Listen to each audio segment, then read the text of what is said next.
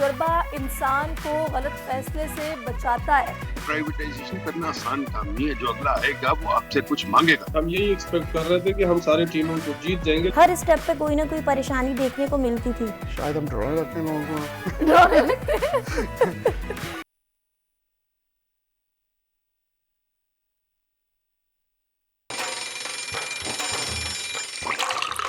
आजकल सबकी ही सुबह आउट ऑफ कंट्रोल है।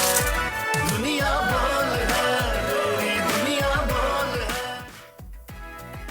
अस्सलाम वालेकुम नाजरीन, प्रोग्राम में आपको खुश आमदीद कहेंगे। सुबह खैर एंड वेलकम टू दुनिया बोल है। मैं हूं आपकी मेज़बान सहरिश जुहेब। प्रोग्राम का आगाज़ करेंगे एक अच्छी बात से, जो कि तजुर्बे की बात है।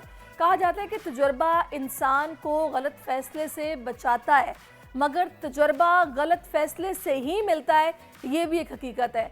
और अक्लमंदी यही होती है कि हम वो गलती दोबारा ना दोहराएं जिससे हमें कोई बैड एक्सपीरियंस हुआ हो। तो इसी अच्छी पॉजिटिव बात के साथ, अक्लमंदी की बात के साथ आगे बढ़ेंगे और अब शामिल करेंगे आज की बड़ी खबर। ईरानी सदर इब्राहिम रईसी की मौत पर आलमी बरादरी सोगवार। दुनिया भर से ताज़ियती पैगामात का तांता। ईरानी सदर की आखिरी रसूमात आज होंगी। पाकिस्तान में परचम सरनिगू, लेकिन ईरान में सियासी कशमकश छिड़ी है। इब्राहिम रईसी का जानशी कौन होगा, जानने की कोशिश करेंगे आज के प्रोग्राम में। किर्गिस्तान से पाकिस्तानी तलबा की वापसी का सिलसिला जारी। सैकड़ों तलबा वापसी आ गए, हज़ारों अब भी फंसे हैं। हुकूमत का तमाम तलबा की वापसी का अज़्म, लेकिन पुरतशद्दुद मुजाहिरों से मुतालिक सोशल मीडिया पर अफवाहों का बाजार गर्म। आखिर हकीकत क्या है? बिश्केक की स्टूडेंट की कहानी उन्हीं की जुबानी सुनेंगे। PIA की निजकारी। कौमी एयरलाइन को वापस पैरों पर खड़ा करने के लिए कौमी कंसोर्शियम की तैयारी। Pak ethanol private limited, Serene Air, AirSial, Pak investment limited, AG group, Swiss Aviation, Australia Pearl East Management और दीगर के साथ मिलकर बोली लगाएगा। लेकिन क्या PIA का सुनहरी दौर वापस आ पाएगा, ये सवाल है। और मौसमियाती तब्दीलियों के असरात शदीद हो गए। पंजाब के मुख्तलिफ शहरों में रवां हफ्ते इंतहाई गर्म हीट वेव का अलर्ट जारी। दर्जा हरारत 50 डिग्री छूने का खदशा। मौसमी असरात से निपटने के लिए हंगामी इक़दामात वक्त की ज़रूरत है। ये वो तमाम बड़ी खबरें जिन पर डिटेल में आज प्रोग्राम में बात करेंगे, लेकिन अभी अफसोसनाक खबर जो कि हमने कल भी आपके साथ शेयर की, आज भी उसी पर थोड़ी बात होगी। ईरानी सदर के हेलीकॉप्टर को हादसा पेश आया। तबरेज़, कुम, तेहरान, बैरजंद और मशहद में जुलूस निकाले जाएंगे। तबरेज़ से तमाम मैयतें कुम लाई जाएंगी, जहां ताज़ियती तकरीब मकामी वक्त के मुताबिक शाम 4 बजे होगी। जाँ बहक अफराद की नमाज जनाजा बुध को ही तेहरान में अदा की जाएगी। ईरानी सदर और दीगर की नमाज जनाजा सुप्रीम लीडर आयतुल्ला अली खामनाई पढ़ाएंगे। इब्राहिम रईसी की तदफीन मशहद में जुमे की शब की जाएगी। आयतुल्ला अली हाशिम की तदफीन जुमे को तबरेज़ में की जाएगी। इसी सारी सूरत हाल पर बात करने के लिए इस वक्त साबिक सफ़ी डॉक्टर जमील अहमद साहब ने में ज्वाइन किया। अस्सलाम वालेकुम डॉक्टर साहब।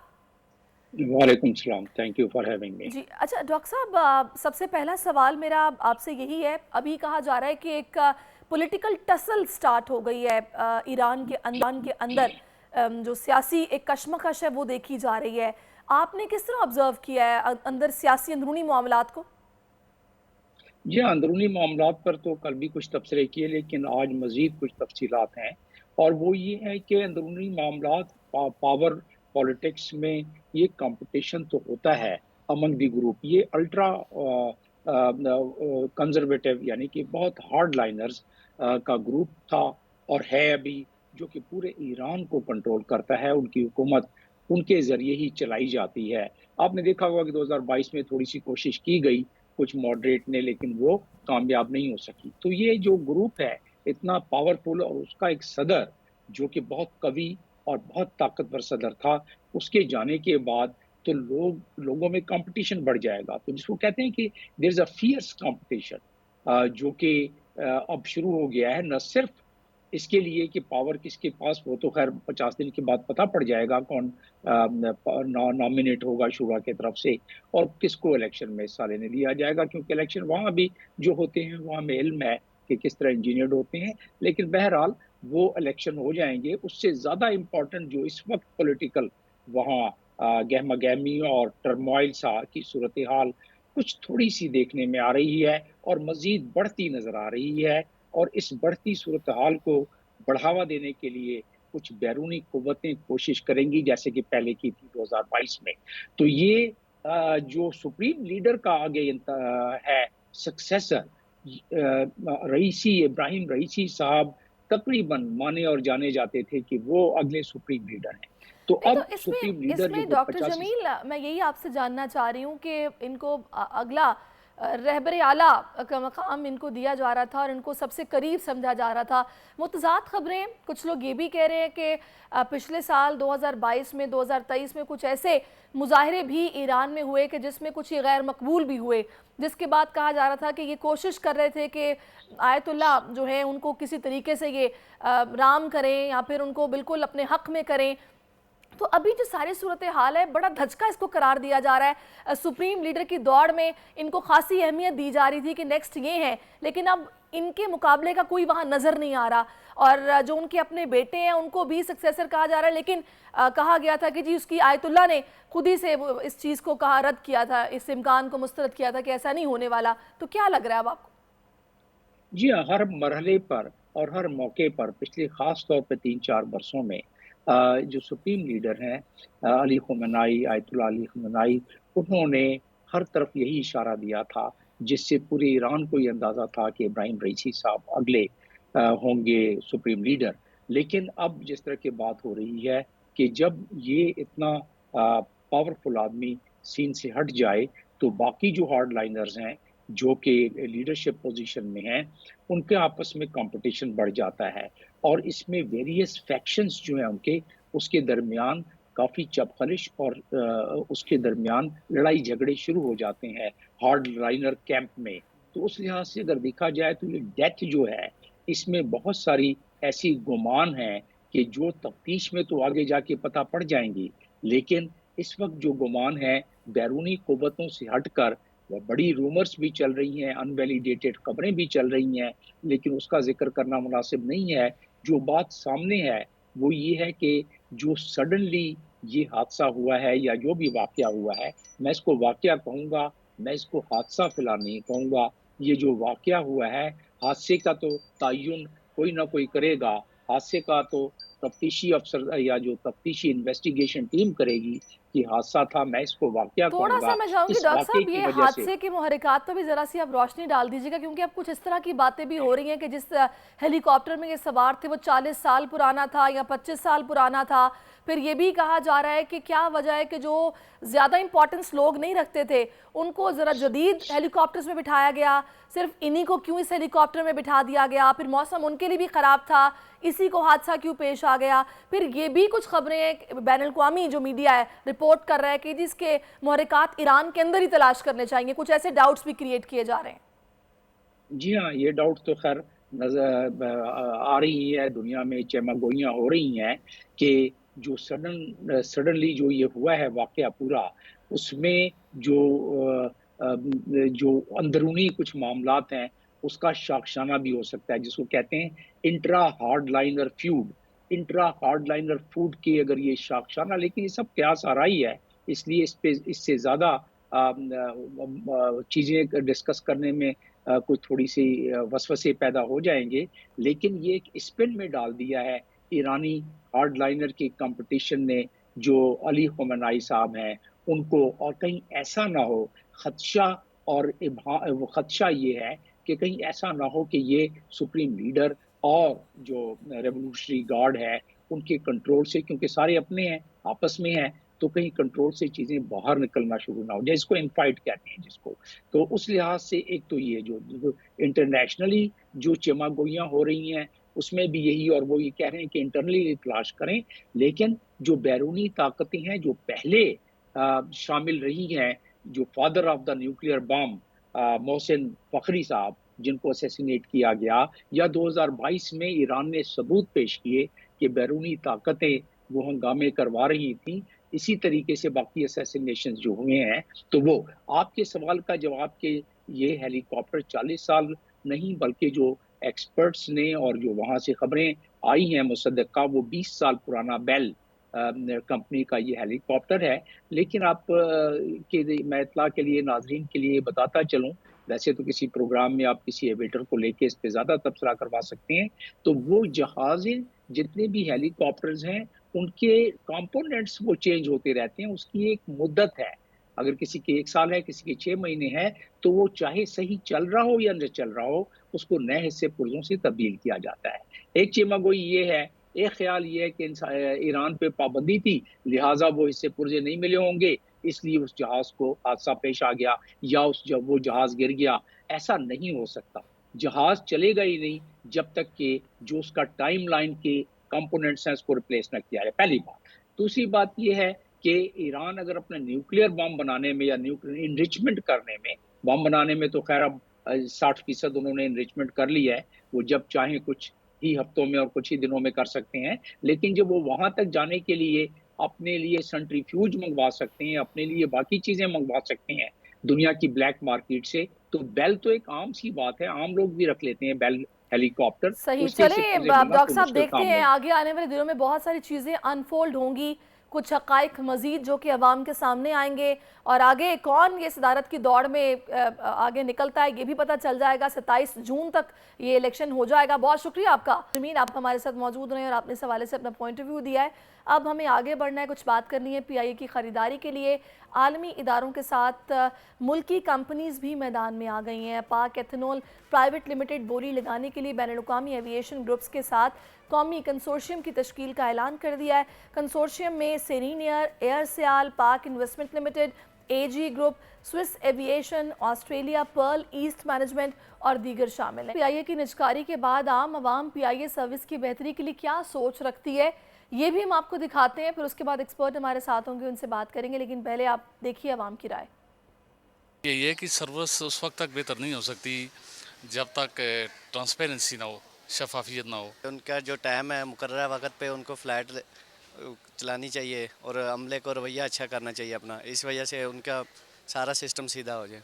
विशेष यही है कि नई इंतज़ामिया जो आई है वो PIA को उसी पीक पे लेके जाए जिस तरह पहले PIA थी। नए मालकान को चाहिए कि इसकी सर्विस को बेहतर करें, अपने अखलाक याफ्ता अमले को भर्ती करें और ऐसी ट्रेनिंग का मरहला अदा करें कि जो इंटरनेशनल रूट के लेवल की होनी चाहिए। PIA के तमाम सिस्टम को पैसेंजर से लेके बुकिंग से फिर आगे कि अपने तमाम इंतज़ामात को जदीद तकाज़ों के मुताबिक वो ना इसको डाल लें। जिस तरह दुनिया तरक्की कर रही है, लेटेस्ट एडवांसमेंट्स, लेटेस्ट टेक्निक्स लेकर आ जाएं, तो PIA ज़ाहिर है वो एडवांस करेगी। जी, अवाम की राय आपने जानी। सबसे पहले जो इसमें शख्स मौजूद थे उन्होंने यही कहा कि ट्रांसपेरेंसी अगर लाई जाएगी तो फिर चीज़ें बेहतर होंगी। बाकी वही रिस्ट्रक्चरिंग, रिफॉर्म्स, टेक्निकली एडवांस किया जाएगा तो फिर ये इदारा बेहतर हो सकता है। इस वक्त हमें ज्वाइन कर चुके हैं नदीमुल हक साहब जो कि माहिर मुआशियात हैं, उनको हम वेलकम करेंगे शो में। बहुत शुक्रिया नदीम साहब आपके वक्त के लिए। अस्सलाम वालेकुम। जी अस्सलाम वालेकुम। नदीम साहब, इससे पहले कि हम कौमी कंसोर्शियम की बात करें या फिर हम इस इदारे की जो एक्सपेक्टेशन हम लोगों की अब होनी चाहिए कि क्या वाकई ये वापस खड़ा हो पाएगा अपने पैरों पर या नहीं, मुझे पहले आप वजूहात बताएंगे आपकी नज़र में क्या है इस इदारे की इस हालत की? इस इदारे की हालत इस वजह से हमने हर चीज को इस मुल्क में कोई थोड़ा सा अपना बस आप कैमरा ऑन कर लीजिए ताकि हम आपको देख भी सकें। कैमरा ऑन है जी। आई थिंक सो आपको फिर से ऑफ करके ऑन करना पड़ेगा, हम लोग देख नहीं पा रहे आपको। अच्छा, एक काम नदीम साहब करते हैं, छोटा सा वक्फा लेते हैं ताकि ये प्रॉब्लम थोड़ी रिजॉल्व हो जाए, ताकि हम आपको देख के आपसे बात कर सकें, फिर हम वापस आते हैं। तो कीप वॉचिंग अस नाज़रीन। आजकल जिंदगी ही सुबह आउट ऑफ कंट्रोल है, दुनिया बोल है, दुनिया बोल है। PIA की निजकारी के हवाले से हम बात कर रहे हैं और इस वक्त नदीमुल हक साहब हमारे साथ ही मौजूद हैं और एक बार फिर से उनसे हम बात करते हैं। नदीम साहब कहिएगा, मैं आपसे वजूहात पर बात कर रही थी इस इदारे की सूरत हाल पर। बड़ी सिंपल बात है जी। हमारा कल्चर एक शाहाना कल्चर है, अकबर बादशाह वाला कल्चर है, हम कदीम जमाने का कल्चर है। हर किसी को आदत है कि सरकारी ज़राए जो उनसे हैं उनको अब्यूज किया जाए, उनके साथ ज्यादती की जाए, उनके साथ जुल्म किया जाए। PIA जहाज, मुझे याद है PIA के जहाज पर जब हम बैठते हैं या बैठते थे तो मुझे याद है कि जी एक VIP अगर सामने बैठा होता था तो उसके साथ 2, 3, 4 सीटें खाली होती थी। अब वो 3-4 सीटों का किसने देना किराया? वो तो फिर टैक्स पेयर ही देगा ना। फिर हम देखते थे कि जनाब 10-10, 15-15 बंदे जहाज पे खड़े हैं, कुछ नहीं कर रहे। उनसे अगर पानी मांगो तो वो बदतमीजी से बात करते हैं, तो फिर वो भी खर्चा तो हम नहीं देना ना। फिर हम देखते थे कि जनाब वो पीआईए का स्टाफ ही गायब हो जाता था शराब पीने के लिए सारी रात। अच्छी बात है, शराब तो पीआईए सर्व होनी चाहिए, पर ऐसे तो नहीं बेवकूफों की तरह कैप्टन आ गया ड्रंक। तो ये चीजें जो हैं, और पीआईए ओवर स्टाफिंग, पीआईए में जो अब्यूज पॉलिटिशियंस ब्यूरोक्रेट्स ने किए, वो उसके बोर्ड पे कौन था? उसके बोर्ड पे सारे ब्यूरोक्रेट्स थे और वो बड़े खुश होते थे, उनको मुफ्त टिकट मिलते थे पूरी दुनिया में जाने के लिए। ये अय्याशियां एमिरेट्स में नहीं है। एमिरेट्स में बादशाह ने कहा हुआ है कि ये प्रोफेशनली रन करेगी, इसमें कोई बंदा नहीं बीच में उसका खानदान का बंदा या उसका उनका पावर का बंदा इंटरफेयर कर सकता। पीआईए कभी प्रोफेशनली रन ही नहीं की। जिसका जो हुक्मरान आता था अपना दोस्त वहां लगा देता था अपना।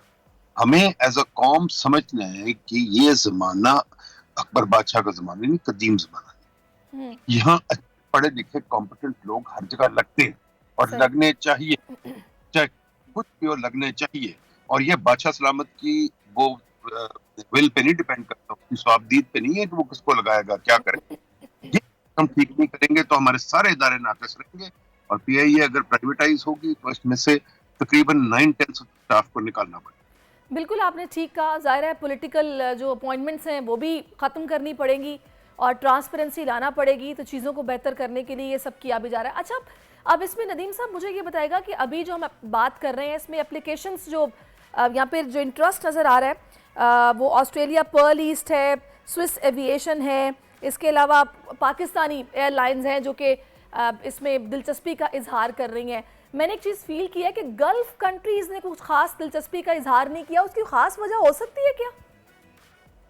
देखिए जी, इसको कौन हाथ मारेगा जबकि आपको पता है कि ऊपर सेक्रेटरी साहब ने तंग करना है, फिर डिप्टी सेक्रेटरी साहब ने तंग करना है, फिर मेजर जनरल साहब ने तंग करना है, फिर जज साहब ने तंग करना है, फिर ये तो कौन हाथ मारेगा? सब घबराते हैं। हाँ, अच्छी बात है, अगर कोई गोरी कंपनी आ जाए तो वो गोरे से हम डरते हैं। हम अगर गोरा कोई लगा दे तो गोरे को फोन करने या तंग करने से हम डरते हैं। तो अच्छी बात है ऑस्ट्रेलिया वगैरह आ गए, बहुत अच्छी बात है। मेरा तो ख्याल था कि इसको स्टॉक मार्केट में डालते और मैनेजमेंट कॉन्ट्रैक्ट किसी को देते और स्टॉक मार्केट पे इसको डाल के हम लोगों को बेचते इसके शेयर्स। पर हमें आदत पड़ी हुई हमारी ब्यूरोक्रेसी को सब शेयर बेच देने किसी और को, किसी सेठ को, या मोस्टली सेठ को ही जाते हैं। और ये भी जो ऑस्ट्रेलिया से कोई लेके आएगा कोई सेठ ही बीच में होगा। हमारा सेठ कल्चर जो है ये भी खत्म नहीं होता कि हमने हर चीज सेठों को देनी है, हमने आम पब्लिक को नहीं देनी। ये आम पब्लिक को शेयर मिलने चाहिए थे, मैनेजमेंट कॉन्ट्रैक्ट होना चाहिए था, इसका फायदा जो है आम पब्लिक को होना चाहिए था और आम पब्लिक इसको मॉनिटर करे। हमें ज्यादा से ज्यादा चीजें स्टॉक मार्केट में प्राइवेटाइज करनी चाहिए ताकि आम पब्लिक इन्वॉल्व हो। ये सेठों वाला कल्चर, शाहाना कल्चर, मैं जान के लफ्ज इस्तेमाल कर रहा हूँ, ये बड़े इंपॉर्टेंट लफ्ज है। हम शाहाना कल्चर खत्म कर दें। बादशाह सलामत को रोज सलाम कर रहे हैं, बादशाह सलामत के आगे पीछे फिर रहे हैं, बादशाह सलामत के आगे में अगर 50 चमचे नजर आते हैं बड़े खुश होते हैं। आजाद कश्मीर में बड़ी अच्छी बात हो रही है, उन्होंने गाड़ियां सरकारी रोक ली और कहा भाई तुम क्या कर रहे हो यहाँ। हमें भी ये कल्चर लाना चाहिए, इनको रोकना चाहिए। तुम्हारे 50 चमचे क्यों चल रहे हैं भाई? तुम पीआईए जहाज में 3 सीटें लेके क्यों बैठे हुए हो? तुम जनाब तुम्हारे बक्से क्यों आ रहे हैं? तुम बाद में क्यों आते हो पीआईए? बड़ा नदीम साहब अफसोस होता है, आप जो हकाइक बयान कर रहे हैं किसी से ढके छुपे नहीं है। जाहिर है कुछ किया ही नहीं जा रहा था, तभी खसारा भी इतना बढ़ गया कि तकरीबन 603 अरब रुपए कर्जा बताया जा रहा है कि इस पर है और मैनुअली भी पता नहीं कितना पैसा है जो कि मतलब नुकसान ही हो रहा था। मुझे ये बताएगा कि जो ओपन फॉर ऑल रखा गया है, डू यू थिंक ये ठीक किया गया है या फिर इंडिविजुअली कोई एक इसको खरीदता या लेता तो ज्यादा बेहतर होता? नहीं, देखिए ओपन फॉर ऑल से तो ये मतलब है सब बिड कर सकते हैं। अच्छा, लेगा तो कोई एक ही बीच में से, लेगा तो कोई एक ही, तो अच्छी बात है, ले ले। नहीं, ये जो कौमी कंसोर्शियम बनाया गया है, जरा थोड़ा सा मुझे इस पर बताएगा, ये किस तरह से मतलब काम करेगा, इसका मकसद क्या है? नहीं, कौमी कंसोर्शियम ये ब्यूरोक्रेट सोचते हैं चीजें, ये करने की जरूरत नहीं है। कंसोर्शियम कभी नहीं चलते। कंसोर्शियम का मतलब वही है कि सरकार किसी न किसी तरीके से इंटरफेयर करेगी। मेरा नहीं ख्याल कोई कंसोर्शियम बनाना चाहिए, गलत बात है। आप इसको आउटराइट बेचें या फिर आप इसको जैसे मैंने कहा था स्टॉक मार्केट में रखें। स्टॉक मार्केट के थ्रू लोगों को आके बिड करके खरीदने की कोशिश करने दें। एक तो हम स्टॉक मार्केट भी बनाना चाहते हैं। We should become a shareholder economy. Economies वो तरक्की करती हैं जहां कंपनी और shareholder economy. Economy bureaucracy वाली इकोनॉमी कभी तरक्की नहीं करती है, पर बादशाह वाली इकोनॉमी वहीं की वहीं बैठी रहती है। तभी गोरे ने हमें आके मारा। गोरे ने क्यों मारा? क्योंकि ईस्ट इंडिया कंपनी थी और ईस्ट इंडिया कंपनी में शेयर थे लोगों के, तो वो शेयर होल्डर चलाते थे। हम ये काम करना ही नहीं चाहते, हमारे ब्यूरोक्रेट्स रोकते हैं हमें ये काम करने से, पता नहीं क्यों। लेकिन नदीम साहब, बड़ा अफसोस मुझे हो रहा है कि जितने भी प्रॉब्लम्स जिनको हम डिस्कस कर रहे हैं उनमें कोई रॉकेट साइंस नहीं है। गोरा जाहिर है कानून के मुताबिक चलता है और सख्त निगरानी इस चीज़ की होती है कि कोई चीज़ आउट ऑफ द वे जाके ना हो रही हो। सिर्फ ये ना करने की वजह से हम इतने अच्छे इदारे की, जिसने एमिरेट्स को ट्रेन किया, हमें निचकारी करना पड़ेगी। नहीं मैडम, इसमें 2-3 बातें। पहले ज़िया-उल हक साहब ने जब इसमें शराब बैन कर दी तो आप दुनिया के एयरलाइन से अलग हो गए। आपको दुनिया के साथ चलना है। सऊदी अरेबिया ने भी शुरू कर दी, हम फंसे हुए वही। फिर आपने जनाब हजार और चीजें की, आपने क्वालिटी गिराते गए, बेड़ा गर्क कर दिया। फिर आपने उसके अंदर बंदे भर्ती करने शुरू कर दिए जनाब, हर हुकूमत ने आके बंदे भर्ती करो, बंदे भर्ती करो। फिर आपने उसकी अकाउंटिंग और ऑडिटिंग वगैरह खत्म कर दी।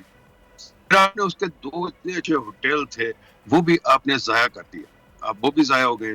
पीआईए ने, आपको याद होगा, चिकन शेवर्स हैं वो उसने इंट्रोड्यूस किए। पीआईए ने काफी काम किए थे, पर वो माजी की बात थी जब वो थोड़ी बहुत प्रोफेशनली रन करी थी, दुनिया में कंपटीशन भी थी। चले अब नदीम साहब, मेरा ख्याल है कि अब चूंकि सोचा गया है कि इसको प्राइवेटाइज इसको करना है और अब जाहिर है आगे जून में ये तमाम प्रोसेस मुकम्मल भी हो जाएगा, क्या आपकी एक्सपेक्टेशंस हैं?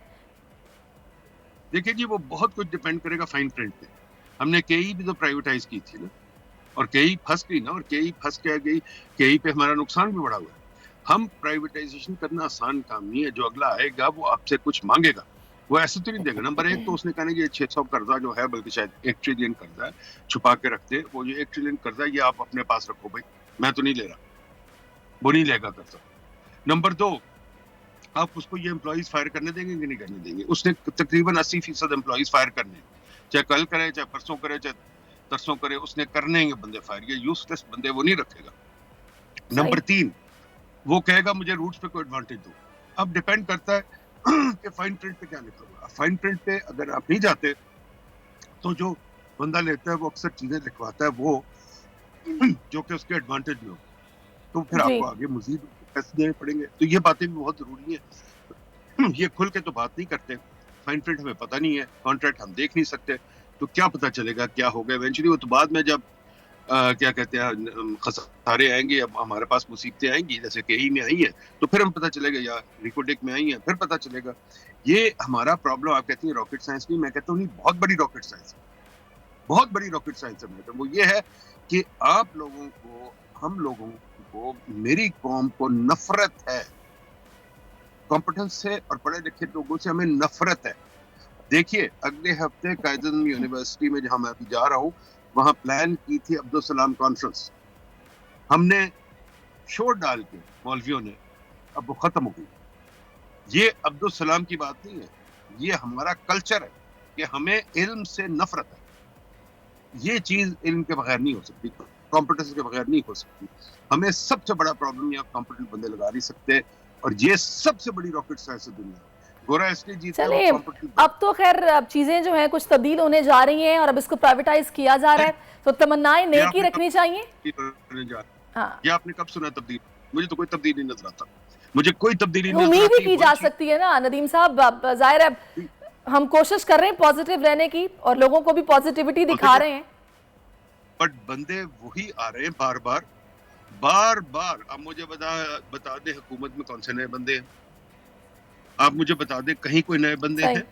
वही बंदे आ रहे हैं, वही सिविल सर्विस, वही पुराने पुराने बंदे, वही। लेकिन अगर नीयत अब ये कर ली गई है कि इस इदारे को उठाना है फिर से, तो होप्स और चीजें बेहतर होंगी, तवक्कुआत अच्छी रखनी चाहिए। प्राइवेटाइज होने जा रहा है और let's see what will happen. Thank you so much Nadeem, हमारे साथ मौजूद रहे और आपने अपना कीमती वक्त हमें दिया, इस हवाले से बात की है। अभी प्रोग्राम में एक ब्रेक शामिल करते हैं, स्टे विद अस।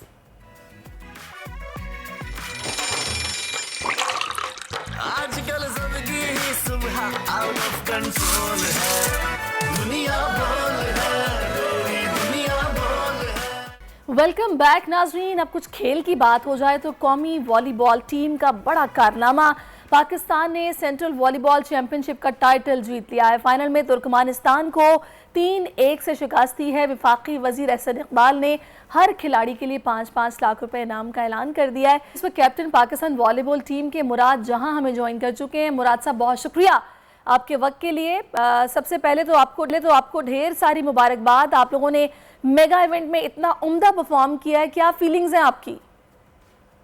बिस्मिल्लाहिर्रहमानिर्रहीम, अस्सलाम वालेकुम। और सबसे पहले तो आप लोगों का बहुत शुक्रिया और पूरे मुल्क को मुबारकबाद देंगे, क्योंकि ये एक तो हमारे अपने मुल्क में हो रहा था इवेंट, और चूंकि थ्रू आउट द टूर्नामेंट हमने सारी टीमों को शिकस्त दी, अनबीटन रहे, तो अल्हम्दुलिल्लाह इससे मतलब बहुत खुशी हुई है। कम से कम जो हमारे मुल्क में कभी हालात थोड़े बहुत इधर उधर चल रहे होते हैं, उसमें एक खुशी की मतलब एक खबर आप इसको दे सकती हैं।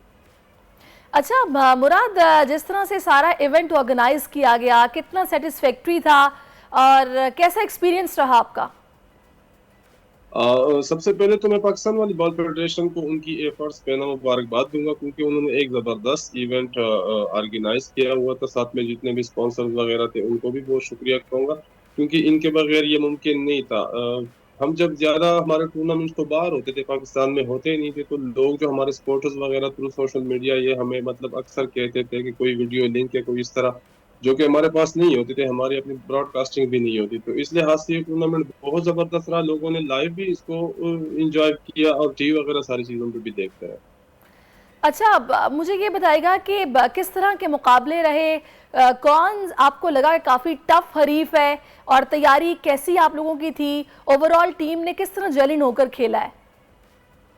देखिए, ये टूर्नामेंट लास्ट टाइम भी जब हुआ था लाहौर में 2022 में, तो उस टाइम भी हम उनके डिफेंडिंग चैंपियन थे, और ये था कि ईरान को भी हम ले रहे थे कि मतलब ईरान का भी एक लेवल अच्छा है। तुर्कमेनिस्तान लास्ट टाइम नहीं आई थी, लेकिन तुर्कमेनिस्तान की टीम ने बहुत ज्यादा इम्प्रूव किया था, और इस बार उन्होंने हमें टफ टाइम दिया।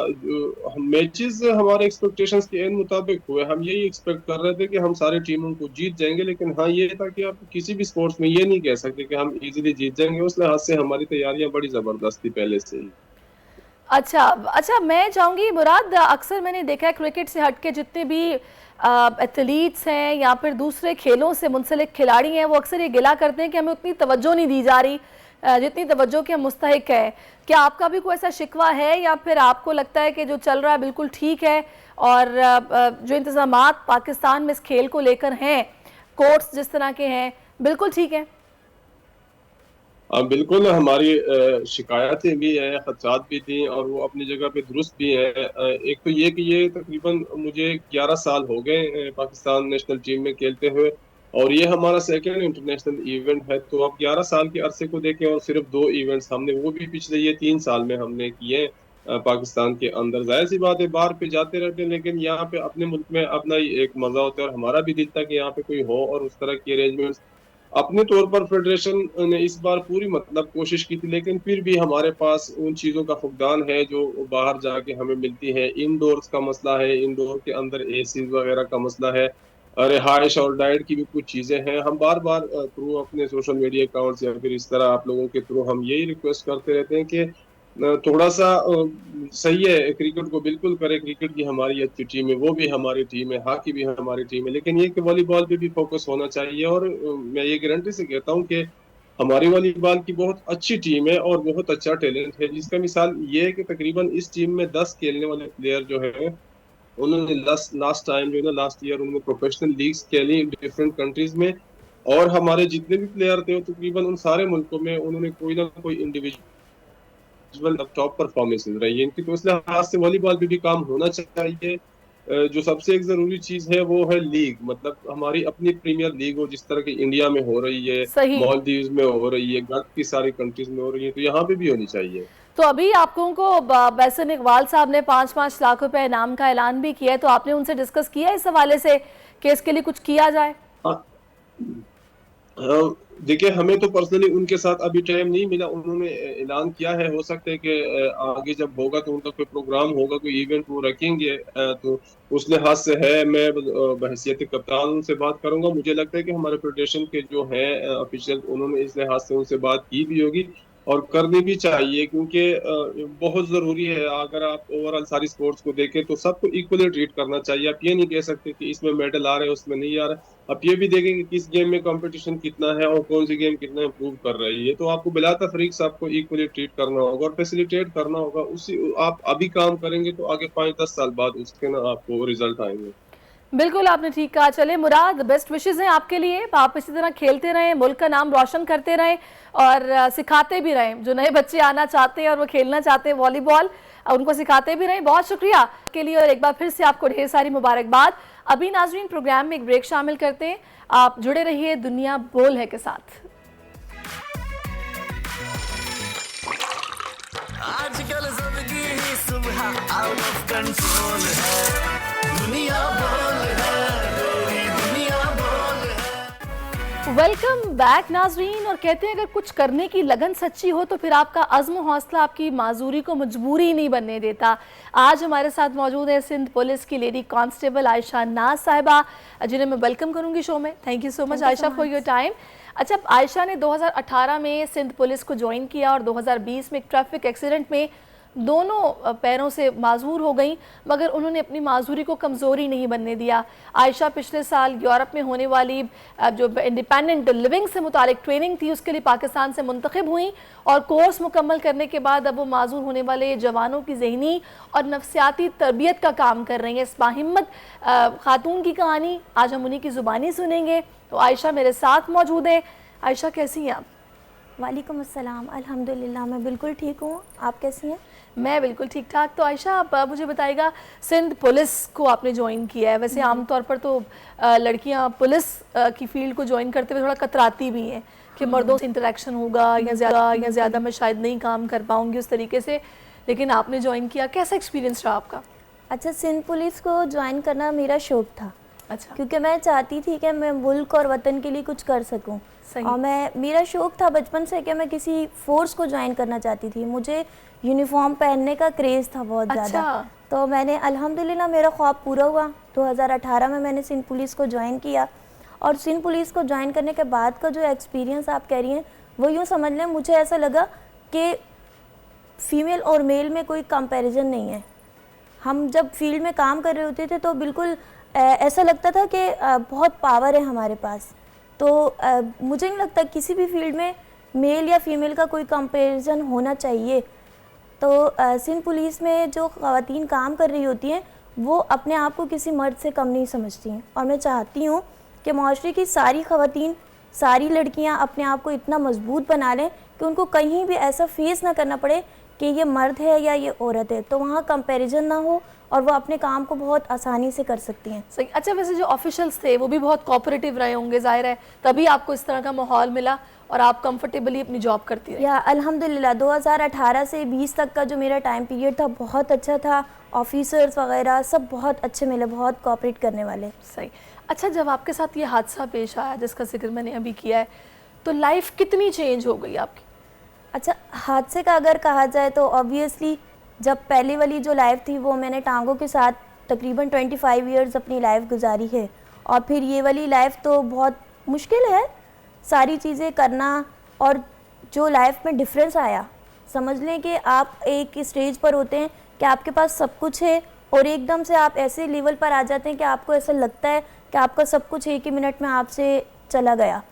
तो ये चीज़ बहुत मुश्किल थी, इसको रिकवर करना भी बहुत ज़्यादा मुश्किल था क्योंकि हर स्टेप पे कोई ना कोई परेशानी देखने को मिलती थी।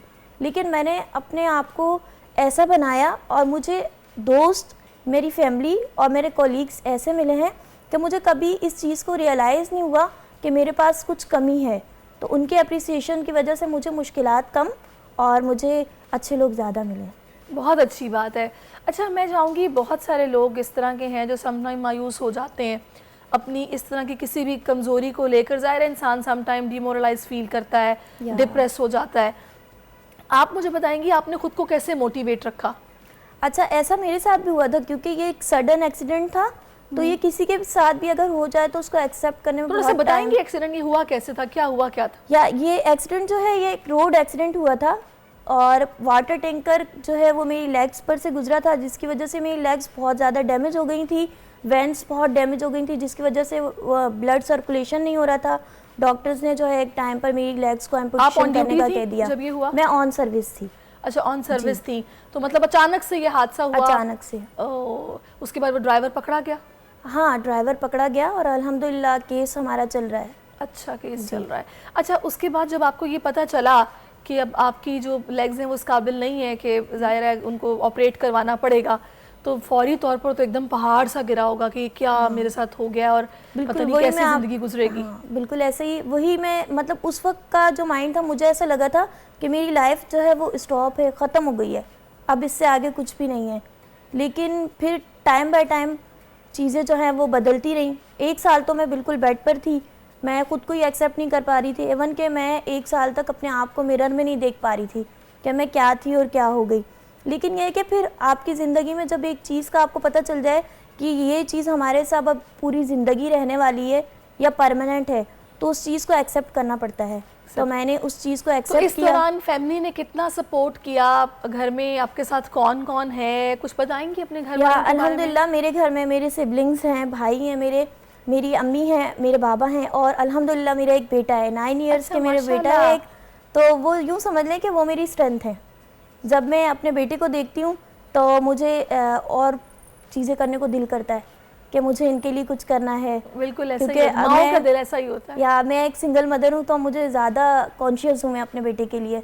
तो उनको देखकर मुझे ऐसा लगता है हर दिन एक नया दिन स्टार्ट होता है, हर दिन एक नई उम्मीद होती है। अच्छा, अब चूँकि मैंने जैसे कि पहले बात की कि बहुत सारे ऐसे लोग हैं जो कि समटाइम्स स्पेशल होते हैं, माजूरी को वो अपनी कमज़ोरी नहीं भी बनने देते, कुछ डीमोटिवेट हो जाते हैं, कुछ डिप्रेस हो जाते हैं।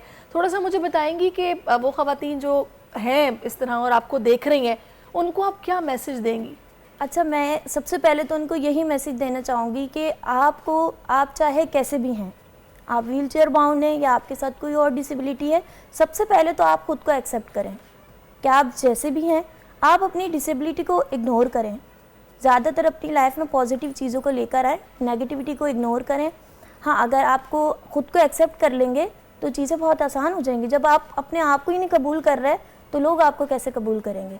तो सबसे पहले आप खुद को कबूल करें ताकि आप लोगों को बता सकें, घर से बाहर निकलें, कोई स्टेप लें। जब आप निकलते हैं तो अल्लाह ताला भी रास्ते बनाते हैं और लोग भी आपको एक्सेप्ट करना शुरू कर देते हैं। बड़ी प्यारी बात आपने की है। अच्छा, मैं चाहूँगी अब ये जो बात अभी आपने की कि घरों से निकलें, कुछ लोग अगर इस तरह होते हैं तो वो लोग अपने घर में बस बैठ जाते हैं कि नहीं हम शायद कुछ नहीं कर सकते या हमें सोसाइटी उस तरह एक्सेप्ट नहीं करेगी। बिल्कुल। लेकिन आप ऑन सर्विस हैं, तो मैं थोड़ा बताऊंगी अपने डिपार्टमेंट के बारे में भी आप बताइए कि डिपार्टमेंट आपको अभी इस तरह कितना सपोर्ट कर रहा है, और वो लोग जो घरों में हैं क्या वो भी ये सर्विसेज कर सकते हैं? भले वो बाउंड हैं, व्हील चेयर बाउंड हैं, लेकिन वो काम कर सकते हैं? हाँ, बिल्कुल ऐसा ही है, क्योंकि अभी तो गवर्नमेंट की तरफ से एक एक्ट भी पास हो चुका है 2018 के अंदर के हर गवर्नमेंट जॉब के अंदर 5% कोटा जो है वो पर्सन विद डिसेबिलिटीज़ का है। तो जाहिर सी बात है, जब हम नहीं निकलेंगे, हम नहीं बताएंगे कि हमारे साथ ये प्रॉब्लम्स हैं, हमारे पास कोटा आता है, हम उसमें अप्लाई नहीं करेंगे, तो हम ज़िंदगी में आगे कैसे बढ़ेंगे? तो सबसे मेन पॉइंट होता है कि हमें खुद निकलना है। जब हम बाहर निकलते हैं, लोग हमें देखते हैं तो ही रास्ते बनते हैं। तो बाहर निकलेंगे, अपने लिए खुद पढ़ेंगे, चीज़ों को इंक्लूसिव करेंगे, तो ही हम आगे बढ़ सकते हैं। और अगर मेरे इदारे की बात की जाए तो शुक्र अल्हम्दुलिल्लाह, मुझे सब डिपार्टमेंट के अंदर लोग बहुत अच्छे मिले हैं। यही वजह है कि मैं आज यूनिफॉर्म में अपने डिपार्टमेंट में जॉब कर रही हूँ, क्योंकि अगर उनका अप्रिसिएशन नहीं होता वो मुझे डिमोटिवेट करते कि आप कुछ नहीं कर सकती हैं, तो शायद मैं लाइफ में आगे ना बढ़ पाती। बहुत अच्छी बात आपने की है। बिल्कुल यही पॉजिटिविटी चाहिए होती है ज़िंदगी में, और नेगेटिविटी को वैसे भी इग्नोर ही करना चाहिए। अच्छा, ये जो इंडिपेंडेंट लिविंग की ट्रेनिंग आपको मिली, इसके लिए आप मुंतकिब हुई, कोर्स आपने मुकम्मल किया, ये एक्सपीरियंस कैसा था? इंडिपेंडेंट लिविंग की ट्रेनिंग का जो एक टाइम पीरियड था वो बहुत अच्छा था। कहाँ गई थी आप? हम गए थे फ्रांस, यूरोप।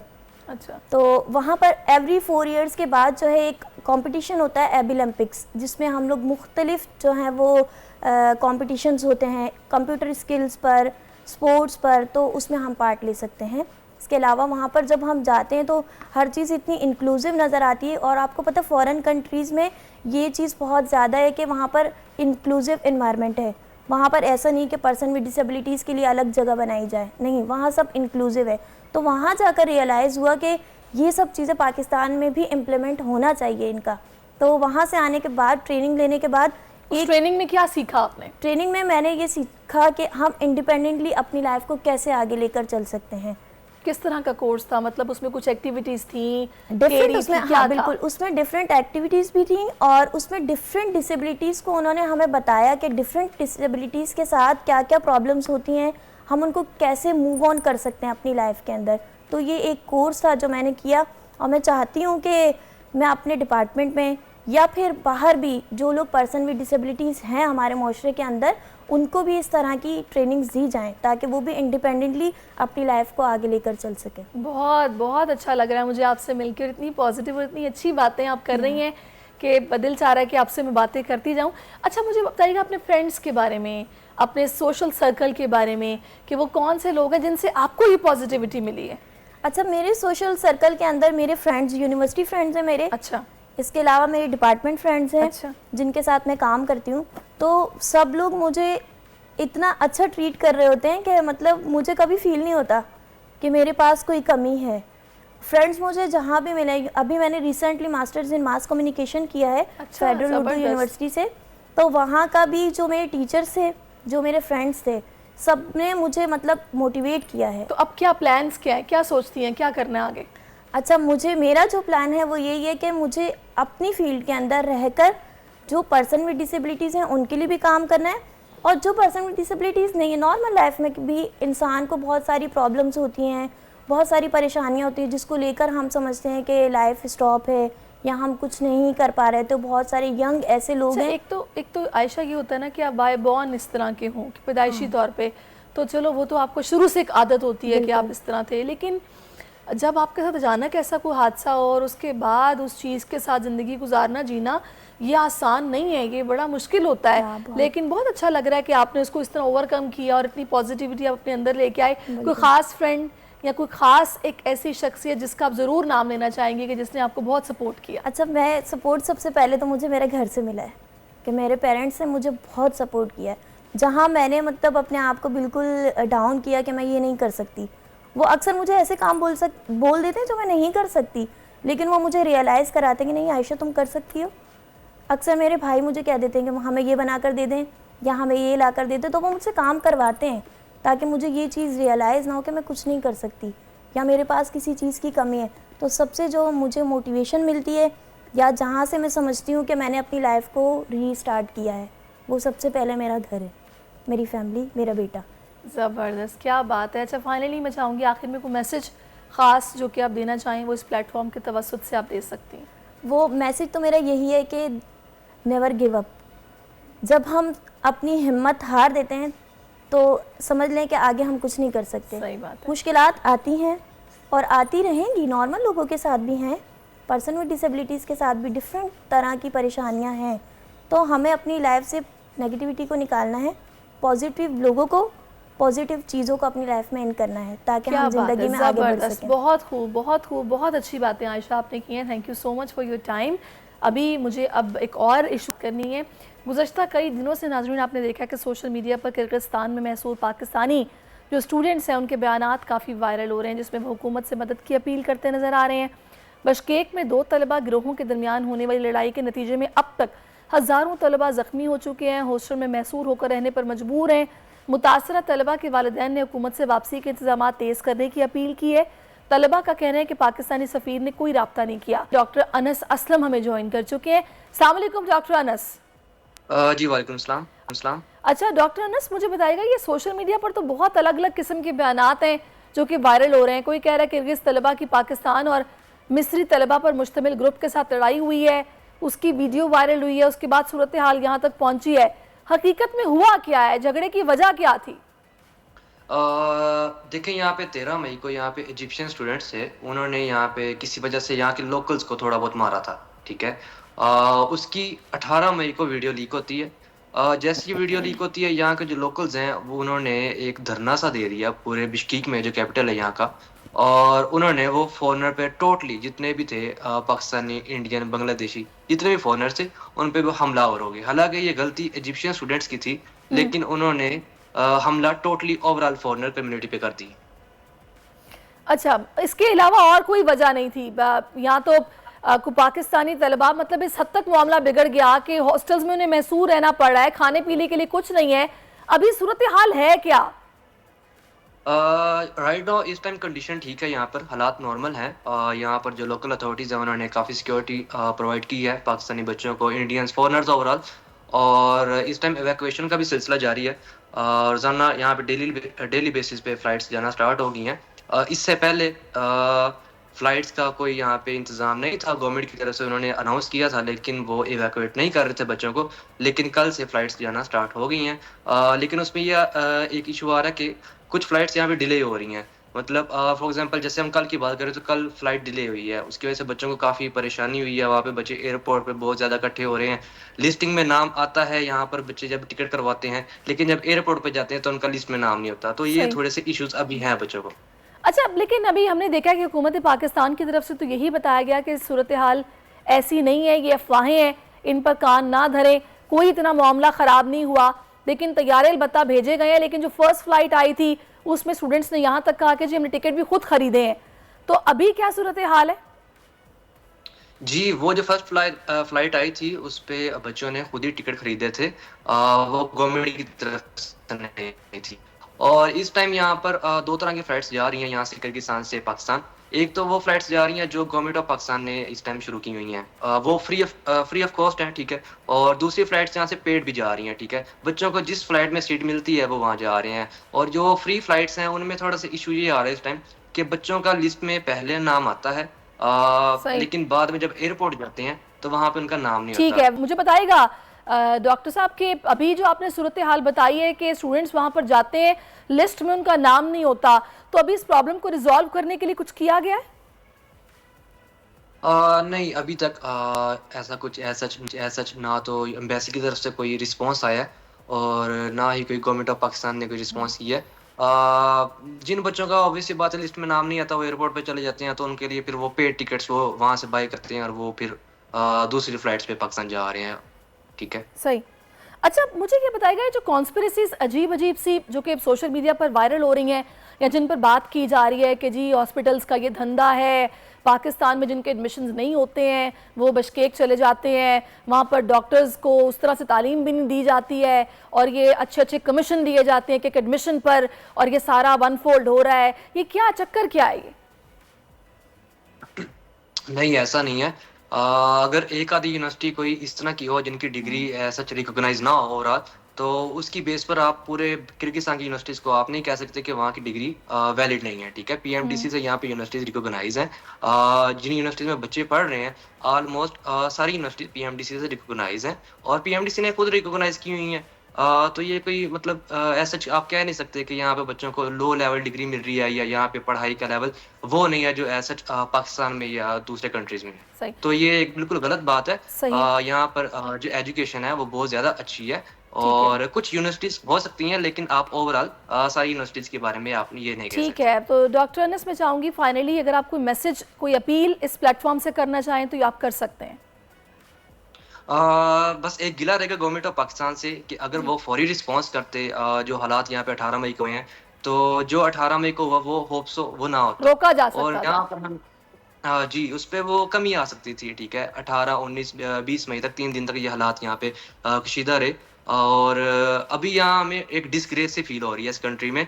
यहाँ के लोग हमें कहते हैं कि आप एक अपना कंट्री आपको ऑन नहीं कर रहा, ठीक है। तो एक डिस्ग्रेस सी भी फील होती है कि अगर फौरन रिस्पॉन्स आता तो हालात कुछ और होते हैं बच्चों के। और जाहिर सी बात है इस टाइम हम यही कह सकते हैं कि यहाँ जो एवैक्यूएशन हो रही है बच्चों की वो अगर वो काफ़ी हद तक स्लो है, ठीक है। वो और स्पीड अप की जाए और बच्चों को यहाँ से जल्दी निकाला जाए। ठीक है, thank you so much doctor अन कि आपने मैं वहाँ से ज्वाइन किया और आपने इन तमाम तहफ़्फ़ुज़ात का इजहार किया और होप्स हो कि गवर्नमेंट ऑफ पाकिस्तान अब इस पर एक्शन लेगी और जितनी जल्दी हो सकेगा वहाँ से स्टूडेंट्स का इनखला करवाया जाएगा। बहुत शुक्रिया आपके वक्त के लिए आयशा, मैं आपका एक बार फिर से शुक्रिया अदा करूँगी कि आप मेरे साथ मौजूद रहिए। अभी मुझे प्रोग्राम में ब्रेक शामिल करना है, ब्रेक के बाद वापस आते हैं, आपकी खिदमत में हाजिर होते हैं। जुड़े रहिए दुनिया बोले के साथ। आजकल ज़िंदगी ही सुबह आउट ऑफ कंट्रोल है, दुनिया बोल है, दुनिया बोल है। जी वेलकम बैक नाजरीन, और अब हम कुछ बात करेंगे हेल्थ के हवाले से जो कि बहुत ज़रूरी है। हेल्थ इज़ एक्चुअल वेल्थ, और बहुत सारे लोग हैं जो कि ज़हनी तनाव का शिकार होते हैं, परेशान रहते हैं। और अभी हाल ही में एक WHO की रिपोर्ट भी आ गई है जिसमें बताया गया कि तकरीबन 15 साल से लेके 29 साल की एज के 70% पाकिस्तानी जिनमें सुसाइडल जो केसेस हैं उनकी रेशो बहुत ज़्यादा बढ़ गई है। इसके पीछे क्या वजूहात हैं? मुआशी हालात अपनी जगह पर, ये जो जहनी फ्रस्ट्रेशन है या स्ट्रेस है इसका हल ज़ाहिर है एक माहिर नफ्सियात ही कर सकता है, साइकोलॉजिस्ट या फिर साइकेट्रिस्ट कर सकता है। लेकिन हमारे यहाँ एक बहुत बुरी बात है, ये एक टैबू बना हुआ है कि वो लोग जिनको कुछ ज़हनी प्रॉब्लम होता है वो ये समझते हैं कि शायद अगर मैं किसी साइकेट्रिस्ट के पास जाऊंगा तो लोग मुझे पागल करार दे देंगे और बोलेंगे तुम तो पागल हो गए हो, तुम तो पागलपन के डॉक्टर के पास जाते हो। तो ये जो तासुर है ये आखिर कब ख़त्म होगा? अब दुनिया बड़ी एडवांस हो गई, अब ना हम उस पत्थर के दौर में हैं, ना अभी वो ब्लैक एंड वाइट टीवी चल रहे हैं, अब तो सोशल मीडिया का दौर है, ट्यूटोरियल्स होते हैं, जगह जगह टिकटॉक्स पे डॉक्टर्स बैठे हुए हैं जो लोगों को गाइड कर रहे हैं, बता रहे हैं। लेकिन उसके बावजूद इन केसेस का बढ़ना, इसकी क्या वजह है? इसी पर बात करने के लिए इस वक्त मुझे माहिर नफ्सियात हैं डॉक्टर शफीक यासिन साहब ने ज्वाइन किया। अस्सलाम वालेकुम डॉक्टर साहब। वालेकुम सलाम। Thank you so much for your time doctor साहब। मुझे ये बताइएगा कि मैंने अभी पूरी डिटेल बताई है कि आखिर क्या वजह है कि सब कुछ अब इतना है कि क्लिक पे है, उसके बावजूद साइकेट्रिस्ट के पास जाने से लोग कतराते हैं। शायद हम डराने लगते हैं लोगों को। डराने लगते हैं नहीं, वो बस प्रेफर करते हैं जी बाबा हो, कोई दाढ़ी शाड़ी हो, जो हाथ में कुछ रखा हो तो वो फूक फाक के इलाज करें तो उनके पास जाना ज़्यादा प्रेफर करते हैं। अच्छा, लोगों को आई थिंक ये समझ नहीं है कि साइकेट्रिस्ट बनने के लिए पहले डॉक्टर बनना पड़ता है, MBBS करना पड़ता है, सर्जरी, मेडिसिन, अदर स्पेशलिटीज़ आप करते हैं, फिर साइकेट्री कर बाद में आती है। पहले तो MBBS करके आप हाउस जॉब कर रहे होते हैं, उसके बाद 1 साल इंटर्नशिप करके फिर मज़ीद 5 से 7 साल एटलीस्ट पढ़ते हैं, तब साइकेट्री की डिग्री मिलती है। तो साइकेट्री करना और एक लंबा प्रोसेस है। By the time you become a good psychiatrist, consultant psychiatrist, you are 32 to 35, आप 35 साल के हो चुके होते हैं। सही। तो वो ऐसी डिग्री है कि वो ऐसे आपने आराम से नहीं लेनी, उसके लिए आप प्रोसेस से गुजरते हैं पढ़ाई के। बिल्कुल। आप रजिस्टर्ड होते हैं PMDC से या बाकी ऑर्गेनाइजेशन से जो आपको अकाउंटेबल होते हैं आपके, भाई मैंने कोई गलत फैसला किया तो आपकी पूछगछ होगी। सही। ठीक है ना। तो लोग ऐसी जगह जाने के बजाय ऐसी जगह पे चले आते हैं जहाँ वो खर्च भी ज़्यादा करते हैं, गैर मेयारी दवाइयाँ जो कि पाउडर की फॉर्म पे वो लोग दे रहे होते हैं, जो कि कहते हैं आप हम दम कर रहे हैं, ये पाउडर खा लें, थोड़ा चख लें तो आपको सुकून मिलेगा। मैंने ऐसे पेशेंट देखे हैं जो मुझे 5 गोलियाँ दिखाते हैं ऐसी पैड टैबलेट्स की जो 4 से 5 रुपए की हैं, जो कि जहाँ बाबा के पास गए थे उन्होंने 5,000 रुपये दम करके दम किया था, सिर्फ दम किया था, और सुकून मिल जाता है उन टैबलेट से। वही दवाई मैं भी दूंगा तो सुकून ज़रूर मिल जाएगा। वो एंजाइटी खत्म करने की मेडिसिन होंगी, वो उनको किसी ने बाबा जी को बता दी होंगी, वो कूट कूट के लोगों को दम करके वो महंगे दामों दे रहे होंगे और लोग सुकून महसूस कर रहे हैं तो वो उस तरफ जा रहे हैं। लेकिन अच्छा, मैं चाहूँगी डॉक्टर साहब, चूँकि आप ज़ाहिर है ना सिर्फ पाकिस्तान में, पाकिस्तान से बाहर भी काउंसिल का हिस्सा भी हैं, आयरलैंड में, UK में, यहाँ भी केसेस में क्या डिफरेंस है? यहाँ पर जो केसेस इतने रिपोर्ट हो रहे हैं ज़हनी मसाइल के, वो किस किस्म के हैं? मतलब कैसे पेशेंट्स आते हैं आपके पास? देखिए, फ़र्क है, लेकिन मेजर फ़र्क जो है वो अवेयरनेस का है। मैं समझता हूँ वहाँ पे अवेयरनेस है। लोग जब साइकियाट्रिस्ट के पास आते हैं उनको अंदाज़ा होता है मरीज़ से गुज़र रहे हैं, वो बेसिकली डिप्रेशन के सिम्टम्स के साथ आ रहे हैं या साइकोसिस के सिम्टम्स के साथ आ रहे हैं, उनको अवेयरनेस होती है। वो सिर्फ बाबाओं के पास नहीं जाते बाहर, वो बेसिकली पहले से काफ़ी नॉलेजेबल होते हैं अपनी बीमारी के हवाले से। दूसरा ये है कि वो अच्छे सवालात करते हैं, पूछते हैं सेंसिबल सवालात, और उनकी कंप्लाइंस, वो आते हैं डॉक्टर के पास, ये नहीं एक दफ़ा आए और फिर उसके बाद कहते हैं अब हम ठीक महसूस करें, अब ज़रूरत नहीं है, या फिर यही दवाई खाते रहें, डॉक्टर के पास जाने की ज़रूरत नहीं है। तो इसके भी बड़े नुकसान आते हैं। डॉक्टर एक दवाई देता है ये सोच के देता है कि वो कुछ दवाइयाँ बाद में बंद कर देगा, दूसरी दवाइयों को एडजस्ट करके डोज बढ़ाएगा और इतने अरसे के अंदर ये दवाइयाँ कंप्लीट हो जानी चाहिए कोर्स। अगर सही तरीके से दवाई ना ली जाए और बाद में डॉक्टर के पास आप नहीं जाते तो बेसिकली होता ये है कि आप अपने जिगर, गुर्दों पे ज़्यादा मुज़र असरात उसके आ सकते हैं, क्योंकि दवाई अननेसेसरीली आप ज़्यादा इसका भी ये होता है इन मेडिसिन का भी कि इसमें भी कोर्स मुकम्मल करना होता है। और सेकेंडली कुछ लोग इस चीज़ से भी डरते हैं कि अगर हमने कोई इस तरह की दवा स्टार्ट कर दी तो फिर हमें वो लाइफ टाइम खाना पड़ेगी, तो लोग इस चीज़ से भी डरते हैं कि नहीं बेहतर है मैं ऐसे ही ठीक हो जाऊँ। देखिए, तकरीबन 30 to 40% केसेस में ये बात सच है कि शायद दवाइयाँ लाइफ टाइम भी खानी पड़ें। लेकिन इसी तरह है, मैं लोगों से कहता हूँ कि जैसे किसी को शुगर की बीमारी हो गई, डायबिटीज़ हो गई, और अगर वो एक दवाई पर हैं और जब दवाई बंद कर दें अगर लेना तो शुगर वापस से बढ़ जाती है। अगर कोई ब्लड प्रेशर की दवाई पर है, ब्लड प्रेशर की दवाई बंद कर दें तो ब्लड प्रेशर फिर कंट्रोल नहीं होता। बिल्कुल ऐसा ही है। तो नफ्सियात के साथ भी ये मसला है कि दिमाग जो है ना, एक ऑर्गन है, उसके अंदर केमिकल्स हैं, डोपामीन है, सेरोटोनिन है, नॉरड्रेनालिन है, ये वो केमिकल्स हैं जिसके इम्बैलेंस की वजह से नफ्सियात के मसले होते हैं, सोचों के मसले होते हैं। और ये इम्बैलेंस होता कैसे? ये इम्बैलेंस होने की बहुत सी वजूहत है। कुछ तो जेनेटिक्स हैं, फैमिली में कोई बीमारी आई, जैसे कि हार्ट की बीमारी है वो भी कहते हैं फैमिली में, बिल्कुल, डायबिटीज़ भी फैमिली में हो तो रन कर सकती है। इसी तरह नफ्सियात की बीमारी भी फैमिली में रन कर सकती है। दूसरा स्ट्रेसेस, हमारी ज़िंदगी में जो स्ट्रेस है या हम जिस तरह से ज़िंदगी को ले रहे हैं, क्या पता स्ट्रेस ना हो लेकिन हम ज़्यादा उसको बड़ी प्रॉब्लम समझ रहे हों, तो वो स्ट्रेस भी जो है ना इन न्यूरोकेमिकल इम्बैलेंस की इनकरेक्ट होने की बड़ी वजह बन जाती है। बिल्कुल। अच्छा डॉक्टर साहब, जैसे कि मैंने अभी स्टार्ट में बताया कि तकरीबन 15 to 29 ईयर्स के यंगस्टर्स जिनमें ये केसेस बढ़ते जा रहे हैं सुसाइड के, उसकी वजह आप क्या समझ रहे हैं? अगर पाकिस्तान के हालात को देखा जाए या फिर जो केसेस आपके पास आते हैं जो इस एज ग्रुप के होते हैं, क्या वजह है? देखिए अनफॉर्चुनेटली हमारी यंग जनरेशन जो है ना, पहले तो मैं ये बात करूँगा कि देखिए होता क्या, सुसाइड क्यों इस पॉइंट पे इंसान पहुँचता है। देखिए डिप्रेशन के 4-5 कंपोनेंट्स हैं। उसके एक कंपोनेंट कॉग्निटिव कंपोनेंट है, सोच के हवाले से। उसमें जो है ना पेसिमिज्म, नेगेटिव सोचना, नाउमीदी फ्यूचर के बारे में, कि नाउमीद हो जाना, गिल्ट और ब्लेम कि हम सोचते हैं कि यार हमने ये चीज़ें गलत की, गलत फैसले किए। ये एक वो पॉइंट है जिसके बाद नेक्स्ट पॉइंट आता है कि यार ज़िंदा रहने का क्या फ़ायदा, या फिर ख़ुदकुशी के ख़्यालात आ जाना। तो होता ये कि यंग जनरेशन अनफॉर्चुनेटली हमारी बहुत उस पॉइंट पे पहुंच रही है जहां उनको आगे चीज़ें नज़र नहीं आ रही। अगर वो पढ़ रहे हैं तो उनको ये नज़र नहीं आ रहा कि हमें एम्प्लॉयमेंट कैसे होगी, आगे फ्यूचर क्या है, शादी अगर यंग एज में हो गई, उनकी बच्चे हो गए तो वो कैसे गुजारा कर रहे हैं। बिल्कुल ऐसा ही है। यंग ऐसे लोग हैं जो कि इतने डिसअपॉइंट हो गए कि नशे की तरफ और ड्रग्स की तरफ चले गए।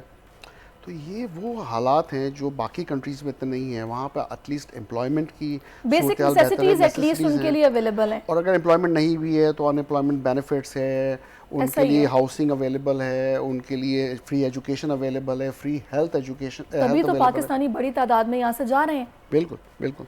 तो डॉक्टर साहब मुझे ये बताएगा कि अगर हम अपनी मेंटल हेल्थ का ख्याल रखना चाहते हैं तो उसके लिए वो कौन कौन सी चीज़ें हैं जो कि आपकी नज़र में इजीली की जा सकती है और हमें करनी भी चाहिए? पहली चीज़ तो ये कि आई थिंक अपनी चादर से ज़्यादा पाँव नहीं फैलाने, क्योंकि ये भी बहुत हो रहा है कि देखा देखी में कई लोग ज़्यादा अखराजात उनके बढ़ते जा रहे हैं, जितनी उनकी इनकम है शो ऑफ के चक्कर में उसमें फिर स्ट्रेस आता है। अगर वाइफ कहती है यार मुझे ईद पे इतने जोड़े चाहिए, हस्बैंड बेचारा अफोर्ड नहीं कर पा रहा है, यहाँ वैसी ट्रांसपोर्ट और बाकी नेसेसिटीज़ जो है ना महंगी होती जा रही हैं, एंड में बच्चों की एजुकेशन है और दूसरी चीज़ें हैं, तो वो आपको एक अच्छे बजट के हिसाब से चलना ज़रूरी है। बहुत सही बात की आपने, ये बहुत इंपॉर्टेंट है कि उससे बहुत से स्ट्रेसेस कम हो जाएंगे। मैं समझता हूँ अच्छी नींद बहुत ज़रूरी है। मैं बेसिक बातें कर रहा हूँ, हम लेट सो रहे हैं, हम सही टाइम पे नहीं जाग रहे हैं, बड़े उसके नेगेटिव इफेक्ट्स आ रहे हैं। स्पेशली ट्रेंड देखा है कि रातों में जागना और दिन में सोना, ये यंगस्टर्स का तो मैंने ये आदत देखी है उनमें, क्योंकि यहाँ पे कॉलेज का कोई ख़ास मुझे नहीं सिस्टम नज़र आया कि कोचिंग सेंटर्स जाते हैं बच्चे, सारी रात जागते हैं, क्योंकि मैं 15 ईयर्स से अबव की बात करी हूँ कि उसके बाद फिर कॉलेज लाइफ शुरू हो जाती है और पूरा दिन सोते हैं, और मुझे बड़ी हैरत होती है, हम तो ऐसे नहीं थे। बिल्कुल, और उससे बहुत सी नफसियाती प्रॉब्लम्स हो रही हैं। देखिए विटामिन डी भी आपका डिप्लीट हो रहा है, आप सूरज की रोशनी में नहीं निकल रहे हैं, आपके मेलाटोनिन लेवल्स बिल्कुल आउट है, इमोशनली आप जो है ना बायोलॉजिकली भी, ऑर्गेनिकली भी और एनवायरमेंटली भी, तीनों लेवल्स पे आप सही नहीं है। इसलिए कि आप जब सुबह नहीं उठेंगे, आपका असल टाइम जो प्रोडक्टिव टाइम है वो सुबह से शाम तक का है, वो आपने मिस कर दिया। बाय द टाइम आप उठ रहे हैं शाम को या 4 बजे 3 बजे, तो उसके बाद का बचता ही क्या टाइम है प्रोडक्टिव टाइम, फिर रातों का आप दोस्तों के साथ इधर उधर निकल जाएं, तो जो काम का टाइम है वो आप मिस कर रहे हैं। अब मैंने जो बाहर के मुल्कों में देखा है, फजर के टाइम पे उड़ जाते हैं, पीक आवर्स जो उनके ट्रैफिक के होते हैं अर्ली मॉर्निंग के होते हैं, बाय द टाइम 6 बजते ही हैं, 5-6 बजे पीक आवर्स अगेन शुरू हो जाते हैं, लोग घर आ जाते हैं, सो जल्दी जाते हैं। तो जो इस्लाम कहता है कि शा के बाद आप सो जाएं और सुबह सुबह उठ के काम पे जाएं, वो सब वेस्ट कर रहा है। उनकी कामयाबी का राज भी यही है। फिर उसके बाद हम लोगों ने ये भी एक वजह है कि हम यंगस्टर्स में देखिए पिछले दिनों कितने केसेस थे कि गेम खेलने से पेरेंट्स ने मना किया तो बच्चे ने खुदकुशी कर ली, या फिर घर में आके फायरिंग कर दी, माँ को भी कत्ल कर दिया, बहन भाइयों को भी कत्ल कर दिया।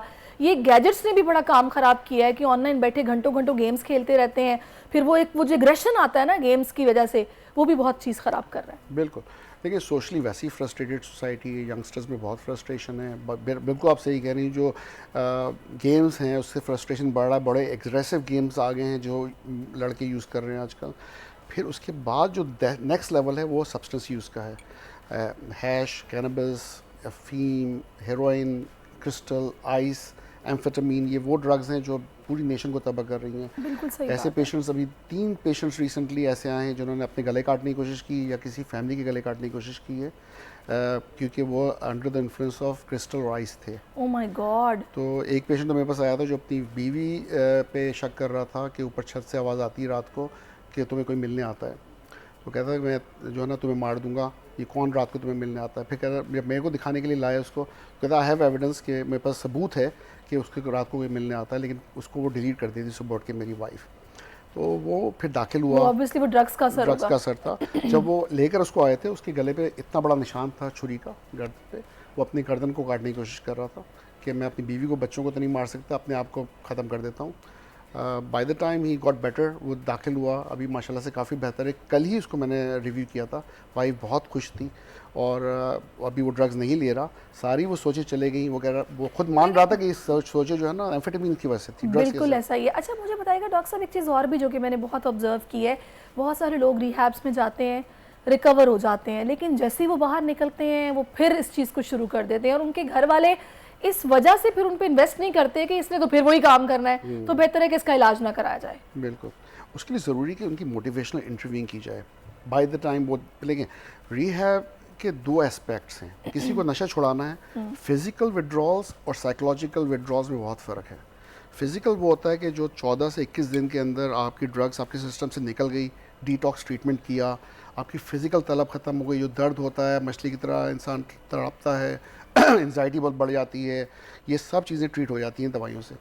फिर जब बाय द टाइम वो जाता है रिहैब से तो वो ड्रग फ्री होता है, उसके अंदर वो तलब नहीं होती नशे लेने की, लेकिन साइकोलॉजिकल तलब जो है ना वो रहती है, साइकोलॉजिकल तलब रहती है। वो उन दोस्तों में मिलेगा, कहीं ना कहीं एक ऐसा मौका आ जाएगा कि वो कहता है यार एक दफ़ा तो ट्राई कर लो। परमानेंट सेशंस कुछ अरसा लेने चाहिए, काउंसलिंग होनी चाहिए, कम से कम 6 महीने से साल तक दवाइयाँ भी लेनी चाहिए और काउंसलिंग भी होनी चाहिए। और प्लस नज़र रखनी बड़ी ज़रूरी है कि वो उन दोस्तों में ना मिले, उस इन्वायरमेंट में ना जाए, ऐसी कोई गलती ना कर ले कि फिर वो नशा करना शुरू कर दे। मैं खुद मतलब विटनेस हूँ, मैंने एक ऐसा केस देखा था अपने इर्द गिर्द ही कि जिसमें वो बच्चा जिसको कि ये इसकी अल्कोहल की एडिक्शन हो गई थी और उसने अपने घर में बोला कि मैं सुबह आपको एक सरप्राइज़ दूंगा और सुबह उसकी डेथ हो गई। उसने उसका इतना एक्सेसिव यूज़ किया, आई डोंट नो, मतलब कुछ ज़ाहिर उसको हुआ होगा, तो लोग इस हद तक चले जाते हैं। गैदरिंग बहुत काउंट करती है, तो पेरेंट्स के लिए बहुत ज़रूरी है कि वो अपने बच्चों पर गहरी नज़र रखें कि वो किन के साथ बैठ रहे हैं, क्या उनकी एक्टिविटीज़ हैं, दूर दूर हैं, किस वजह से हैं।